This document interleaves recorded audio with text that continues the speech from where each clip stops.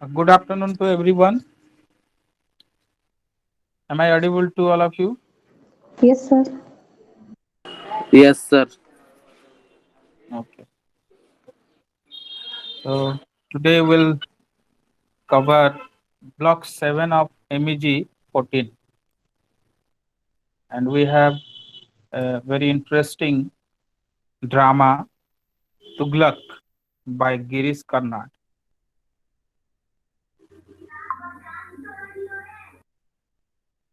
A very important and uh, very influential drama in the history of Indian literature in English. Originally, it was written in Kannada language first by Girish Karnad, and then it was translated by himself. Coming to Girish Karnad, you must have uh, seen Girish Karnad in different movies, in Kannada movies, in Bollywood movies, in South Indian movies. He is a very great actor, Indian actor. Girish Karnad died in 2019, and he played various leading roles in different hit movies. Okay, you must have seen um, Tiger Jinda Hai, or another sequel was there also.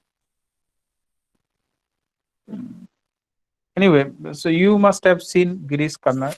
He is a very prominent Indian actor, a director, a writer who writes in particularly Kannada language, a dramatist, a playwright, a Rhodes Scholar in Oxford University.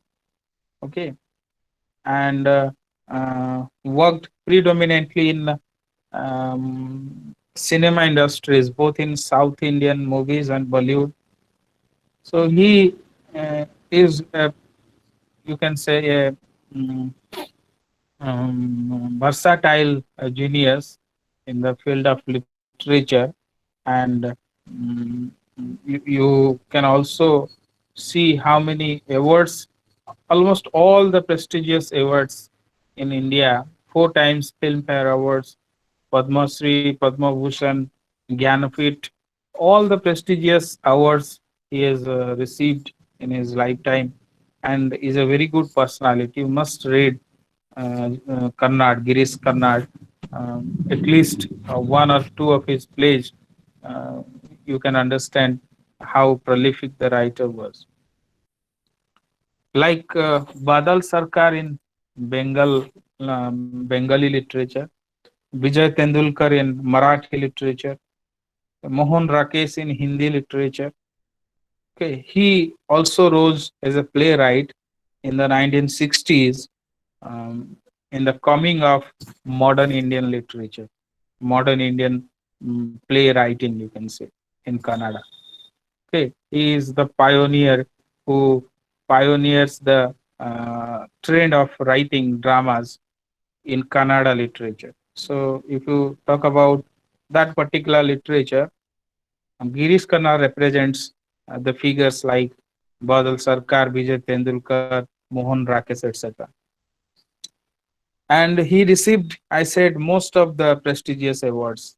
Okay, Gyanpith Award in 1998, and four Filmfare Awards. Okay, three of them for being the best director. He was a great presenter also. Okay, he's a great presenter. There was a show in Doordarshan, Turning Point. Okay, he was the presenter in that particular show. He was born in 1938.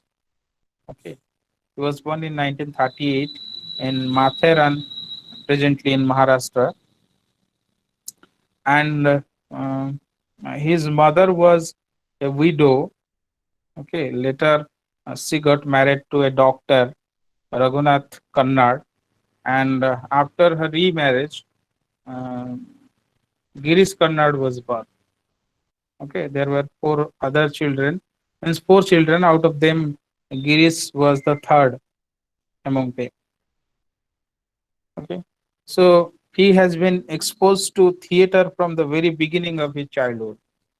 He was exposed. He got a chance to go to the theater and watch movies, watch the dramas, the plays staged in theater, and he has a kind of likeness, liking towards uh, this drama and plays. And if you look at his degrees, he is also a very important figure, very rare in Indian scenario. He has he had his MA in philosophy, political science, and economics from Oxford as a scholar, Rhodes Scholar, and was elected as a president of Oxford Union in 1962 to 1963. He was elected as the president there in Oxford University in the Union, Oxford Union. So the personality from here you can guess how um, how great was the personality. He is no more with us, but he has left a legacy that will inspire everyone. Okay, he worked in Oxford University Press, Chennai for first 7 years after his studies, and he left the job. He resigned the job in order to devote his entire time to writing. Okay, he was so much uh, interested to write. He left his job also. Uh, he served as director to the Film and Television Institution of India from 1974 to 75. He also played the role of chairman of Sangeet Natak Academy, director of the Nehru Center, and as a Minister of Culture in the Indian High Commission, London from 2000 to 2003. So these are the important positions that he occupied due to his caliber, due to his potentiality. Okay, coming to his writing, Yayati in 1961 is the first play, Yayati. Okay, and Tughlaq is the second play. Tughlaq is the second play which was published in 1964.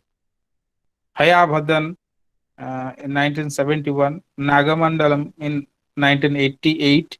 Okay, these are the most important plays. His debut uh, uh, in movies, you can say, as an actor, was in Samskara. We have already discussed that novel by Anantamurthy, Your Anantamurthy. So when that particular novel was made a cinema, this personality, Girish Karnad, was the central character. Pranesh Acharya. The character of Pranesh Acharya was uh, means acted there in that uh, film, in that movie. So he started his acting career from there. So we have no time to discuss more about his personality, his potentiality, because he's so famous, he's so talented. Uh, we have 5 minutes discussion or 10-minute discussion is very less in comparison. So better we should go for the play Tughlaq. Tughlaq is a play written in Kannada in 13 scenes. We'll find total 13 scenes in the play. It was set during the reign of Muhammad bin Tughlaq. Okay, a Turk, you can say, a Turk Muslim Sultan. We know ruling over India. It was a drama first staged in National School of Drama in 1966 by the students and in Urdu. Okay, it was acted in Urdu initially. Later, we find in 1970 it was in Bombay. It was staged in English. Okay, it has a very quick response. The drama received a very quick response from the audience. With the publication, we find It is being staged on the in different theaters, and people reacted very positively, and it was a huge success. In the uh, very quickly it got success. Okay, it is both a historical play and, you can say, uh, as well as a commentary on the contemporary politics of the 1960s. 1964 it was published, you can say, after independence, 1947 to 64, it's around 20 years. Okay, this 20-year is also a symbolic representation, we'll discuss later. So you can see that the novel was published, the drama was published in 1964, and it was a commentary on the contemporary politics in the 1960s. Okay. The protagonist Tughlaq is portrayed as having great ideas and vision, but his reign was an abject failure. Okay. He started his rule with great ideas in order to unite the entire Indian territories. Okay, to establish himself as a very good secular ruler, but he became a complete failure. He is degenerated into anarchy. Okay, he is this is something written by Times of India. In Times of India, while commenting on Tughlaq, this particular comment was given. The protagonist Tughlaq is portrayed as having great ideas and vision, but his reign was an abject failure. He started his rules with great ideals of a unified India, but is degenerated into anarchy and his kingdom. So his kingdom became completely became out of control, and there was anarchy everywhere. At the end, we find that the ideological concept of unifying India became a complete failure. Okay, this is the story. We'll learn. Coming to the summary part,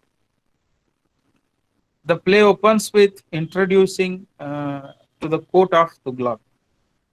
Tughlaq means Muhammad bin Tughlaq, a Muslim sultan, and we get introduced to the court.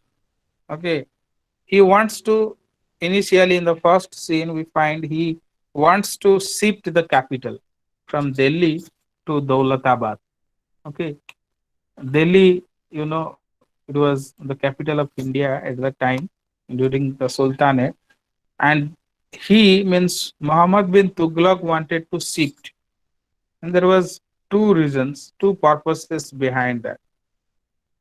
First, it will help him to rule the southern part of India or southern territories of Indian country, to increase uh, patronity, you can say, the increase to increase patronity among the two varying communities, like in Hindus and Muslims, to unite them, to unify India.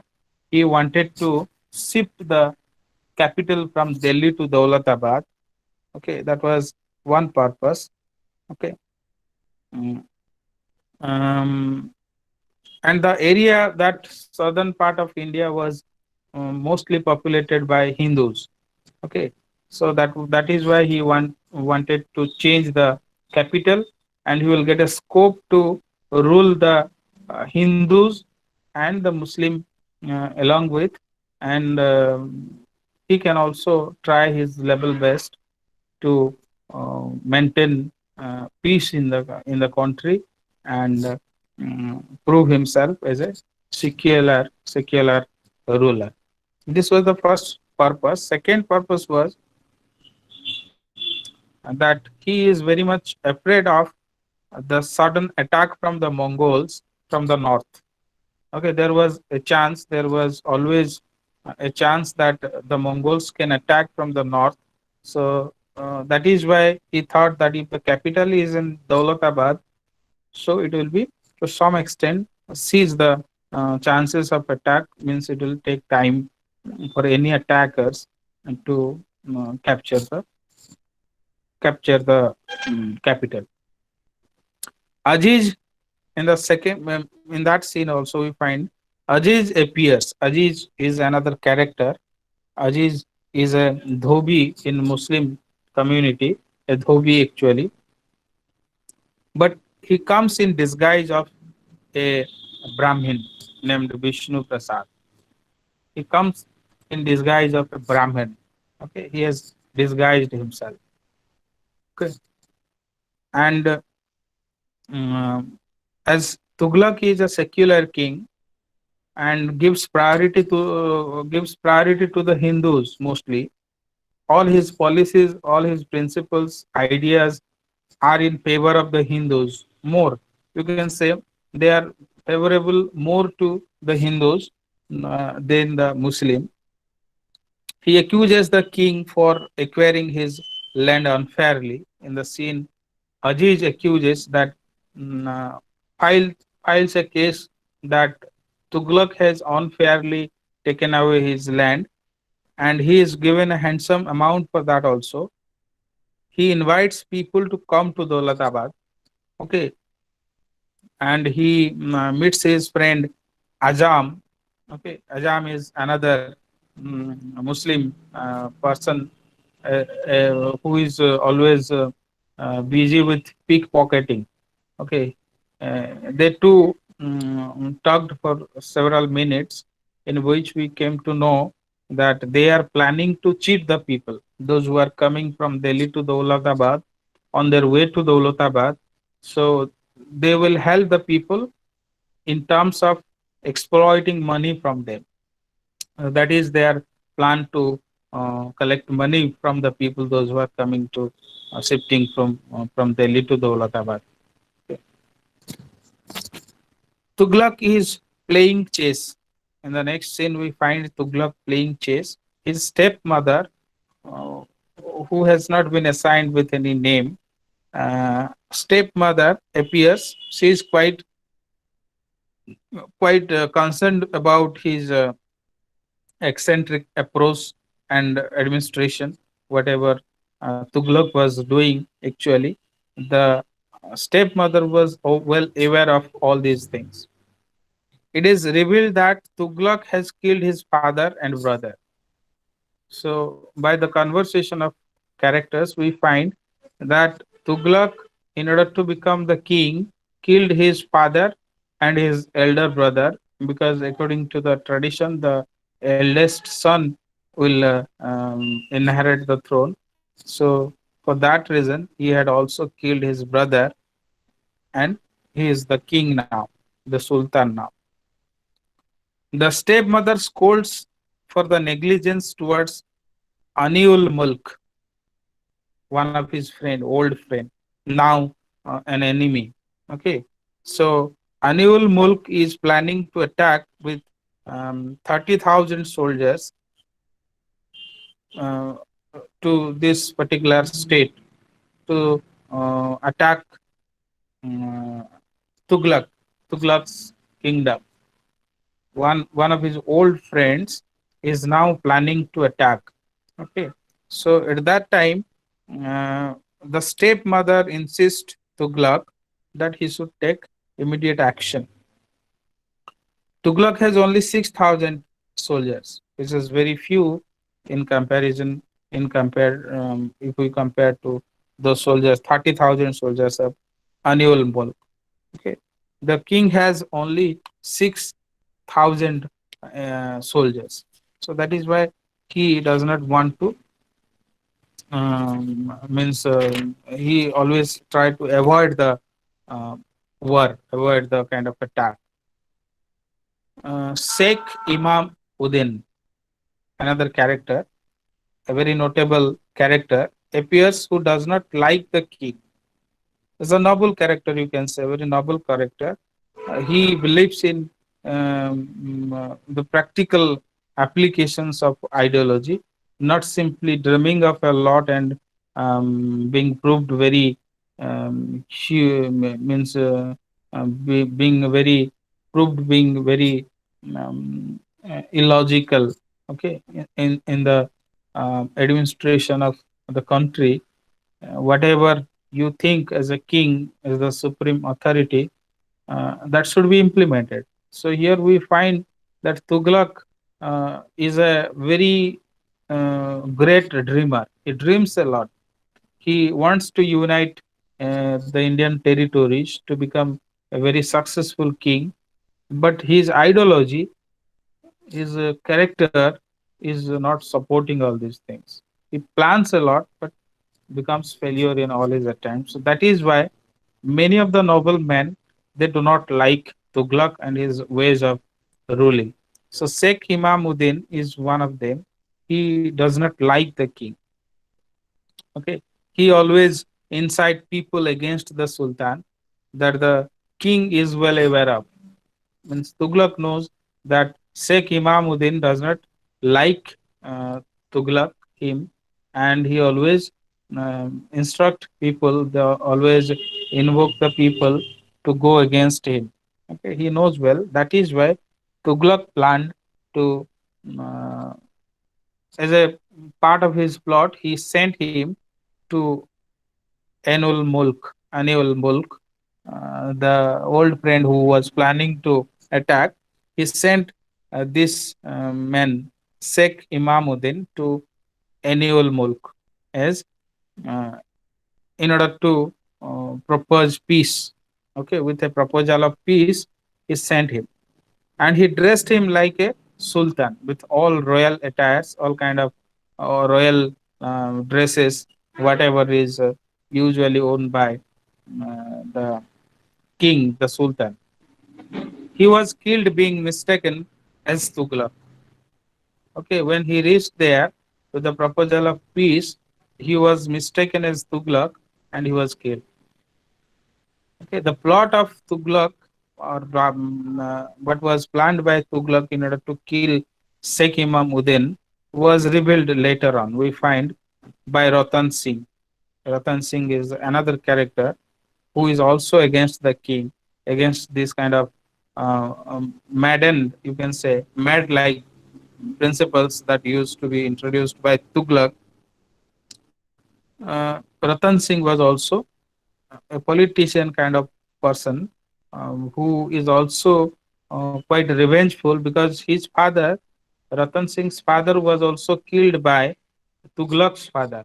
So that is why he was vengeance in his blood to take revenge, and that is why he was opposing the king. You can say this is another way of going against the king. So Ratan Singh, Amirs, and Syeds, these three persons, we find them planning to kill the Sultan. Is to stop his police works.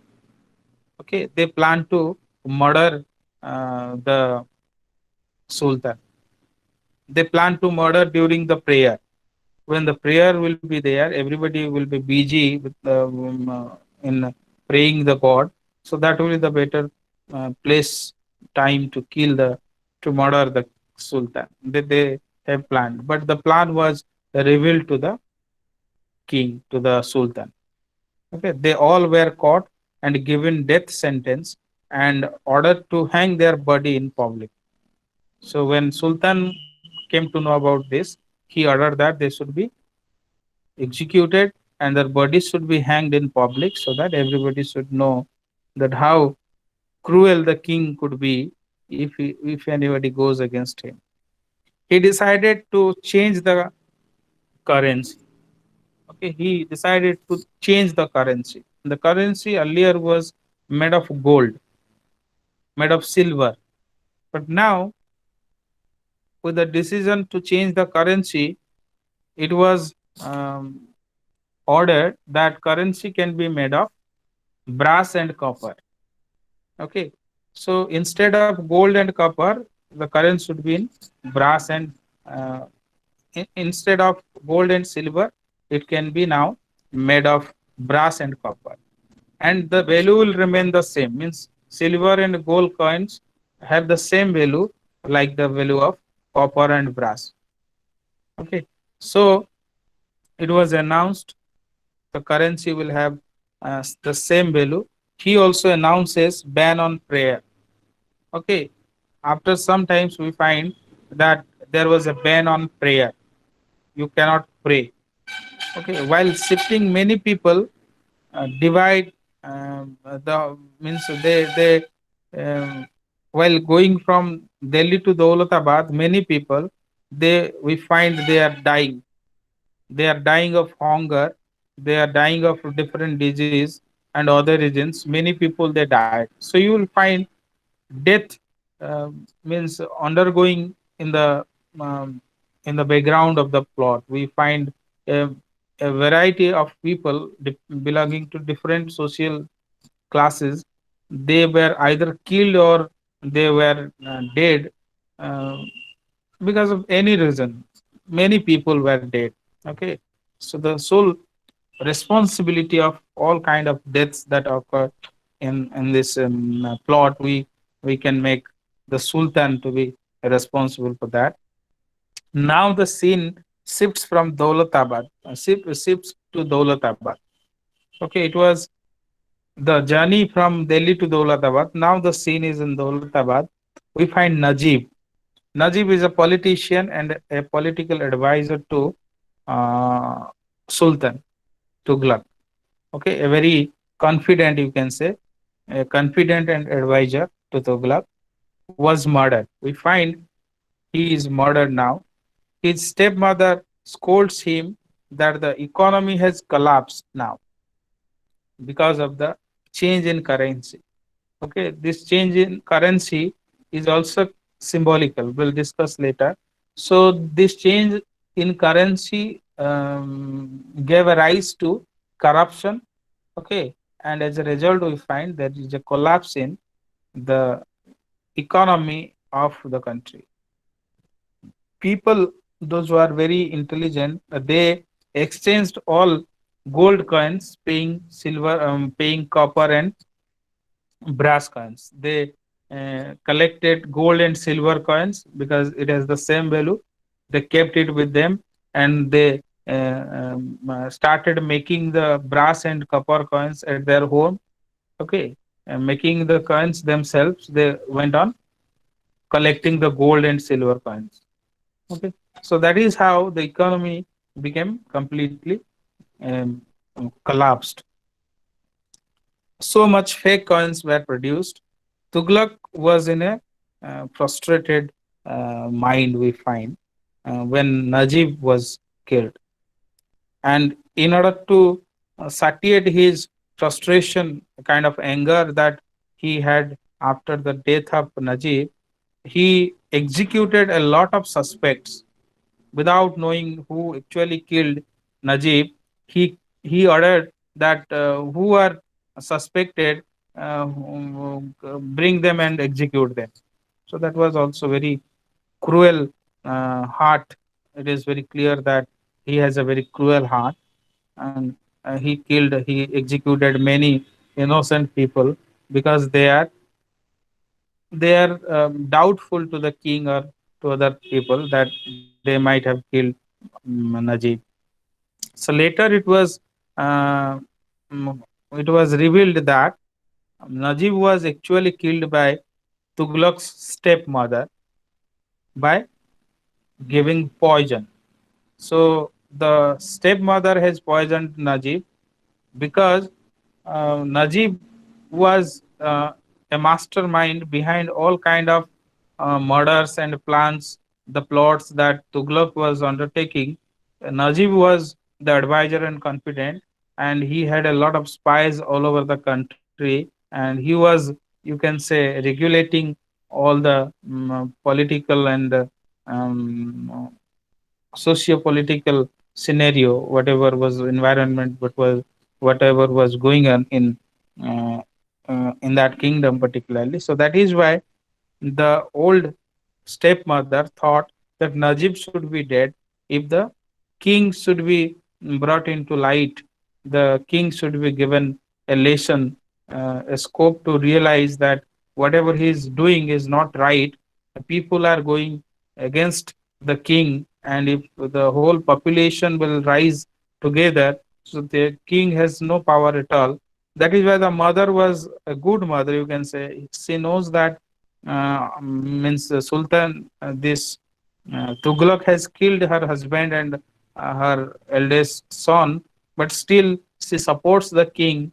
She wants the king to be a changed king, a good king, but the king did the opposite. You'll find after the revelation that Najib was poisoned by the lady stepmother, she was arrested. Tughlaq ordered that arrest her, and punish with death by pelting stones onto her.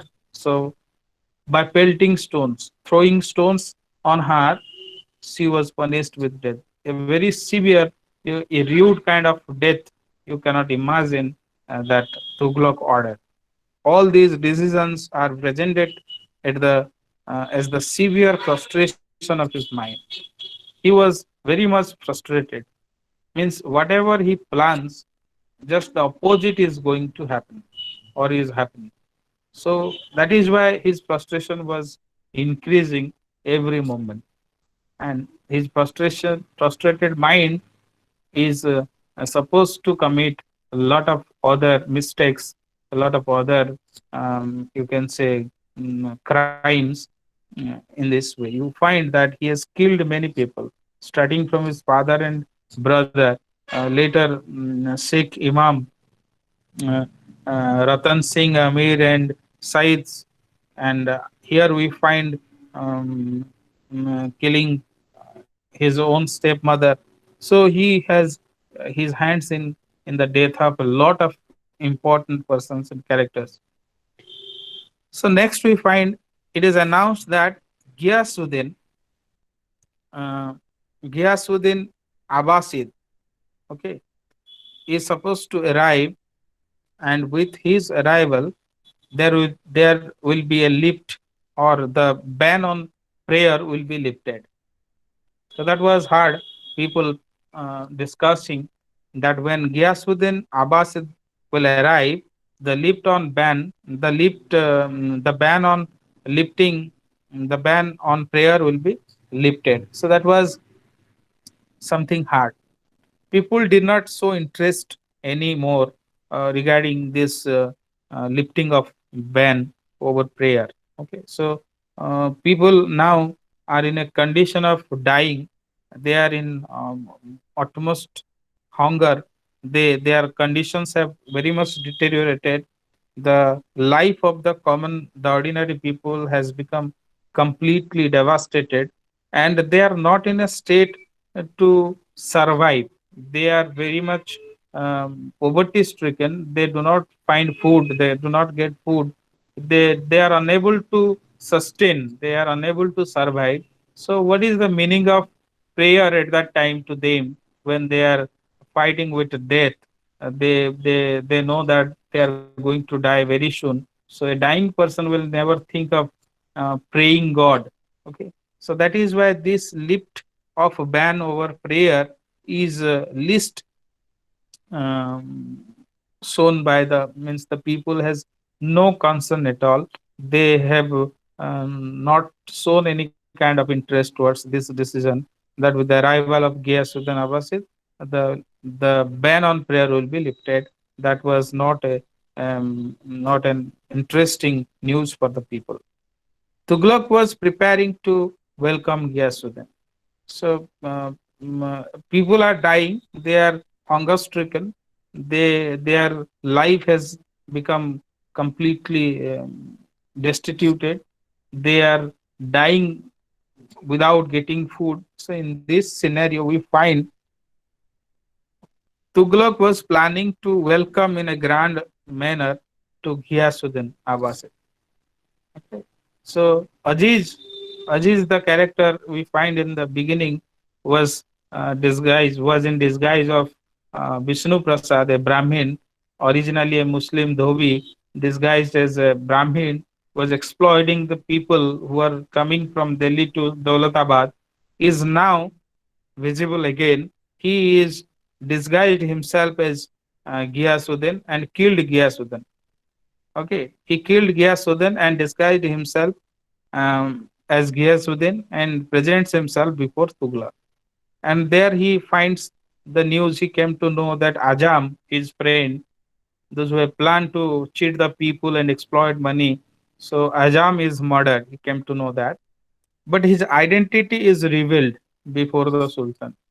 So Sultan, after reaching the Sultan, after being welcomed by the Sultan as Ghiyasuddin Abbasid, he revealed his uh, true identity. Okay, he tells him the truth, how he planned to cheat the people, cheat the Sultan, how to means how he killed Ghiyasuddin Abbasid and disguised himself again with his get up and came here to cheat the Sultan. So after informing everything, he requested the Sultan that he is very loyal, he is very honest. If given a chance, if given a position in the administration, he will prove his loyalty. So that was we find Aziz means requesting the Sultan at the end, and the Sultan also became very happy, and he assigned a position, a good position in his administration, gave him employment, and this is the end of the novel. We find Tughlaq, after sometimes we find wakes up, revealing that he was gone mad. Okay, he found himself as if he has gone mad. So this is the novels, the dramas, plays summary. You can say the summary of the play in brief. Now we'll come to the analysis part. Okay, so the novel, the play is a historical play. I said it records the history, the events, uh, the events of history has been dramatized. Some minor changes we may find, but mostly the same thing. Whatever Muhammad bin Tughlaq did at that time, what history records, the same thing we find in a dramatized manner. So that is why it is called a historical play. Muhammad bin Tughlaq, the characters, the political turmoil, the kind of murder and execution at that time, the hunger, the shifting of capitals, change of currency. So, whatever we find happening in the drama, in the play, they are all true. If you see the pages of history, they are all true incidents. That is why this is historical play, and it is a classic in Kannada literature. It is a classic. Classic. I said. I think while teaching American literature, I told about classic. A classic means an exemplary piece of literature, which is always relevant, which is always liked by all levels of all kinds of readers. And this is an allegory, political allegory. Okay, so political allegory, we by allegory means it may be a story, a poem, or a picture, a novel. Okay, that can be interpreted to reveal a hidden meaning. Okay, a typically moral and political one.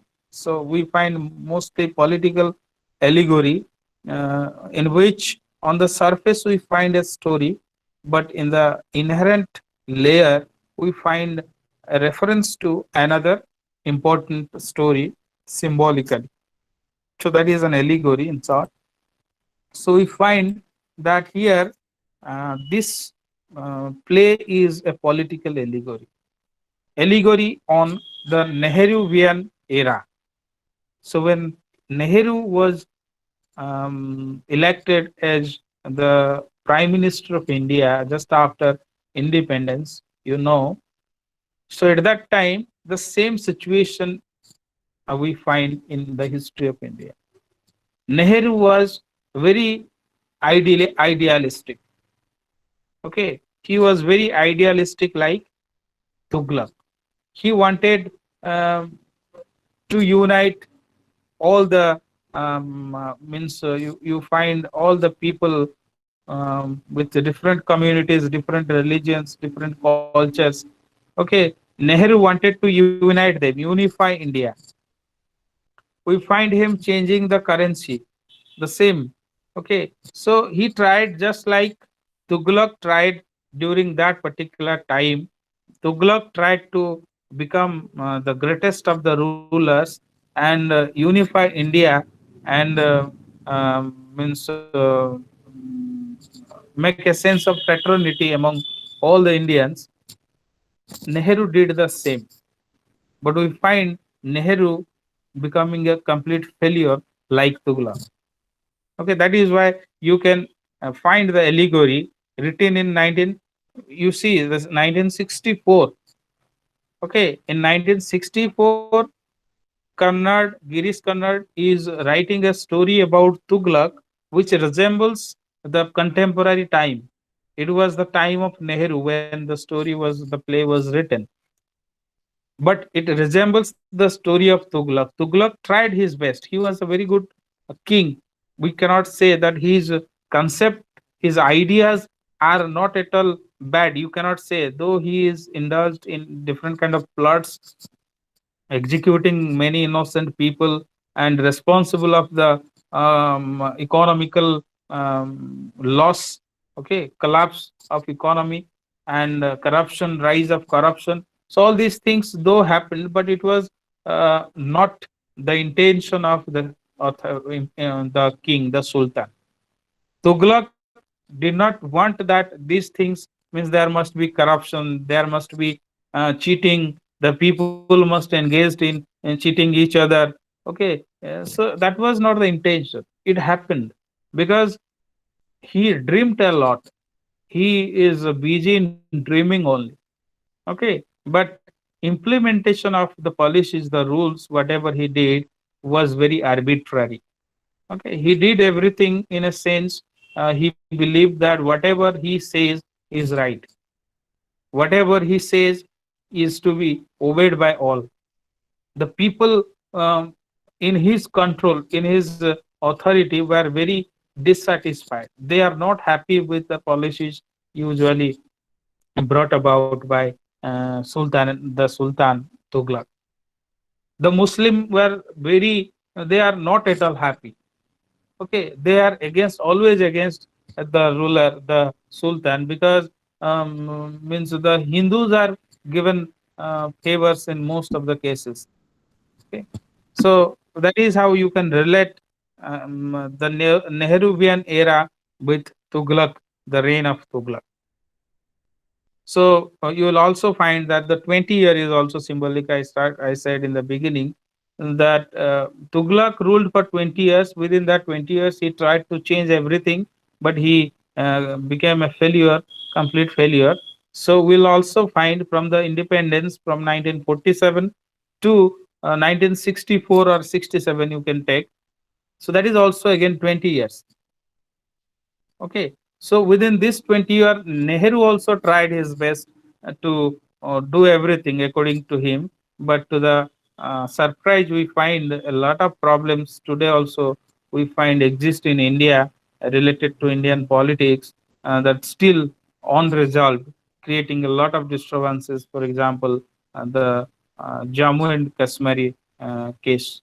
Okay, the Kashmir um, part, particularly in Indian history, can be considered, can be seen at how the political decision has made this country um, to think over and over about that particular issue. So I'm not going to discuss that. It has an irreducible puzzling quality which comes from the ambiguity of Tughlaq's character. So Tughlaq's character is full of ambiguity. You cannot understand. So when you see Tughlaq talking in a particular scene, you find him being resolute to do something. On the other hand, you find a different, a dualism in his character. You will find. We find that one who is talking about fraternity is killing people. One who is talking about a corruption-free country is allowing people to make coins themselves by allowing that copper and brass coins can be equally given values like gold and silver. So you find the character being ambiguous. Okay, a very dominating figure in the play. You'll find he dominates everyone. Okay, he never listens to anybody. He dominates everyone. He says that whatever he says is the right thing. Okay, it was very successful. I said the drama was very successful because it has a very interesting story. You are not supposed to understand what Nehruvian era, how it is an allegory of that Nehruvian era at that time in India. You do not have to understand that in order to enjoy the story. Simply, the story element is so engrossing, so interesting that if you watch the theater at the theater, if you watch the play, you can enjoy. The story is like that. Okay, so that is why it became a very huge success in the beginning, in the very beginning. We'll find the dramatic conventions also present, like the pairs, Ajim and Ajam, which can be enjoyed without paying much attention to the rich and complex symbolism present in the drama, in the play. Okay, it has an intricate plot. Okay, it has an interesting story. It has a scope for the spectacle. You can see and you can think at the same time. You have the scope. If you are a beholder, if you are watching the play, you have enough time to analyze certain things. So that is why it is very interesting to watch in a theater. So it reflects the political disillusionment which followed the Nehru era of idealism in India. Nehru era idealism during Nehru, Jawaharlal Nehru, that particular time is called the Nehruvian era or Nehru era, you can say. This is full of idealism. Only ideas are there. We will make India like this, we will do that, we will make our country very strong, our economy will be very strong, we will have a lot of employment, we will live together, we are secular. We said many things, only ideas. Okay, but the implementation of those ideas, if we discuss that, we find that the implementation was a complete failure. We find also a very you can say very the agitation in a very furious manner in partition. So after the independence, partition was because of this idealistic attitude of the so-called leaders at that time. Okay, that is why it is said that people are to be given maximum priority when taking decisions. But if the political leaders think whatever they are doing is right, irrespective of the desires, the aspirations of the people, so things will go in the opposite manner. We find the instances in most of the cases in India. Okay, you will find the most intelligent king becoming or experiencing the greatest failure. Means Girish Karnad said that the king was very intelligent with a lot of good ideas. The ideas are very good. You cannot say that the kind of fraternity, the idea of fraternity, that the communities of Hindus and Muslims, they will come together and live with each other. So this is a great concept that before this particular sultan, we do not find any other sultans being so much secular. But now what happened at last? 20 years span is also symbolic. I said that we find the Nehru also taking that 20 years to unify India. The same way we find Tughlaq also. They means Tughlaq also tried within his span of 20 years of ruling. He tried to change everything and make a different India. Idealism as well as shortcomings within the Sultan. Okay, such as impatience, cruelty, feeling that he had the only correct answer, resolution to all the issues, all the problems. So these are the shortcomings within him. He has a lot of ideas. He is full of idealism, but the shortcomings in him, like impatience, cruelty, his arbitrariness, okay, his dominance, all these things resulted in this kind of failure. Okay. You mute your mic. Okay. Ambiguity in the character, I said, the dualism of the hero, okay, is the source of the tragedy. So whatever happened, how the Indian country became full of corruption, and the people, the innocent people, are supposed to die of hunger. So all these became possible due to the dualism of the Sultan, the hero, the protagonist. There are different images that you can find, the different symbols like the game of chess, the theme of disguise, okay, the ironic success of Aziz. Okay, they're the symbols. So Aziz became successful because he adopted all the ways that the king was planning. The king planned a lot of things. He plans how to face annual mulk, like sending one of his means enemy in guise of a sultan, and he was successful in uh, killing his enemy. Okay, he has made a lot of plots in the story. We find he has made a lot of plots, and he succeeded. The very first plot being the king after killing his father and brother. So we find that the same way, Aziz applied the same ways, same manner, same procedures to become successful. And ironically, we find at the end, instead of giving punishment, instead of punishing him with something very furious, we find um, he was awarded with a job, a government job. He was appointed in a high position, higher position. He was sent to a particular area to take care of that area. So we find that Aziz was a successful person as he followed the principle of the king. This is very ironical in the part. The intrigue not only enhances the theatrical interest, but is a dramatized projection of Tughlaq's tortured and divided soul. Okay, so we find that Tughlaq has a tortured and divided soul. His soul is always tortured. His mind is always frustrated. Okay, he plans to do something.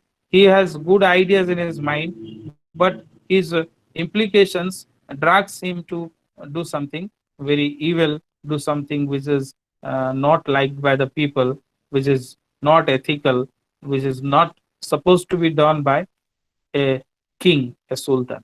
So that is how his divided soul and his tortured mind is projected in the drama. The whole play is structured on the opposite of the ideals, opposite of the ideals. Okay, we'll find the ideals in opposite of the in opposition to the reality. So we find that reality is something different, and the ideas of the king is the opposite. Okay. The Muslim people, they do not want to move to Dolatabad. They are happy with Delhi, living in Delhi. So Delhi as the capital, they are very happy. But the reality is that they are not happy. If the people are not happy, so you cannot rule them properly. So you have to always look at the interest of the people, the subjects. But here the subjects' interests are not looked at, not taken care. So here you find that the uh, king has decided to shift, so he shifted. Okay, so the idea is good. The idea that if he goes to Daulatabad, there he will find a lot of Hindus, and these Muslim and Hindus will live together, and the king will make certain rules by which the people will live a secular life without being strictly adhere to their communal traditions, their community. We are Muslim, they are Hindus. We have this religious principles, they have different. So in this kind of beliefs, these kind of concepts in the minds of two different communities should be minimized if they started to live together. That was the concept, that was the idea, but the reality was the opposite. The reality was opposite. So the Muslim people took it differently, as the Hindus also. and there was you see corruption and other things. People, there was unrest, there was anarchy, okay, lawlessness everywhere in the country. So this is how you find the structure of the play, which is quite opposite. The ideals are in opposition to the reality, the divine aspiration, and intrigues, the schemings that you find, all the schemings, the kind of plots, the kind of the inherent conspiracies that went on throughout the play, they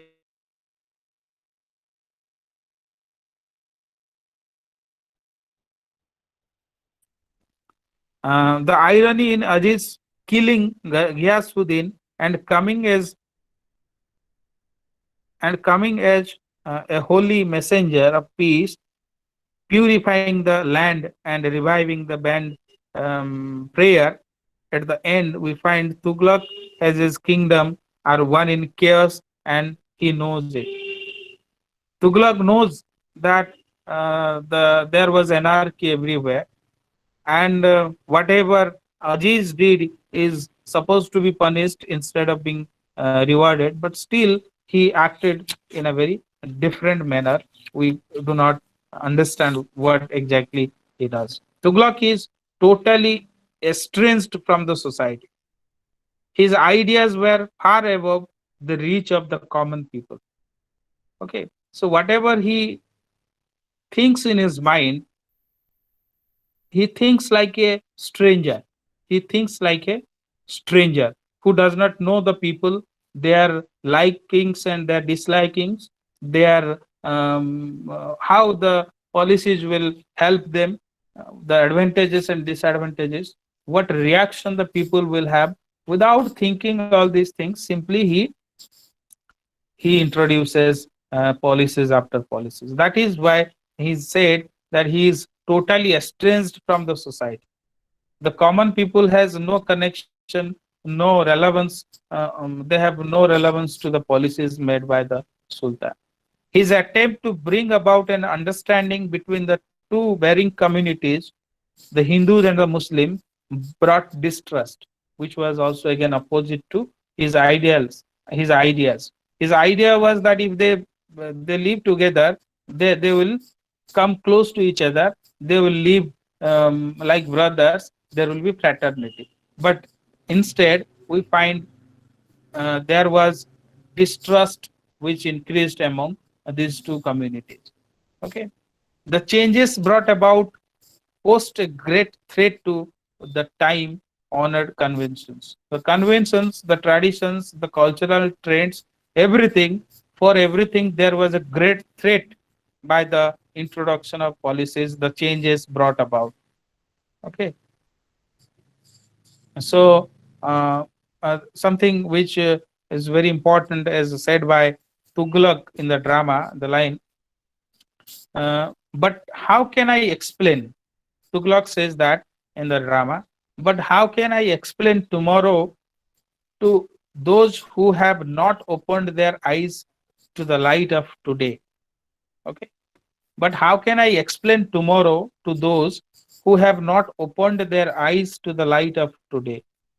This is something which shows his predicament, his frustration in his idealistic dream. Okay, whatever he dreams regarding his idealistic attitude, his idealism, so everything you can see how it is ironic, how it is opposite to his idealism, whatever he thinks. Okay. So this is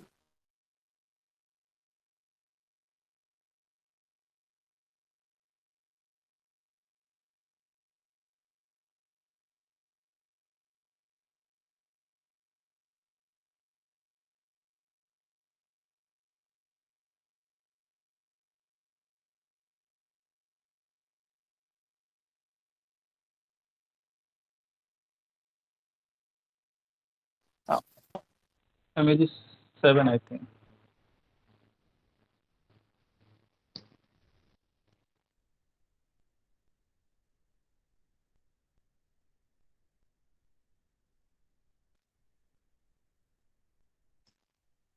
Hello. Is there any doubt? Anyone has any queries, questions? No, sir. Okay. Thank you. So we have to start. We have to start the next class. Thank you.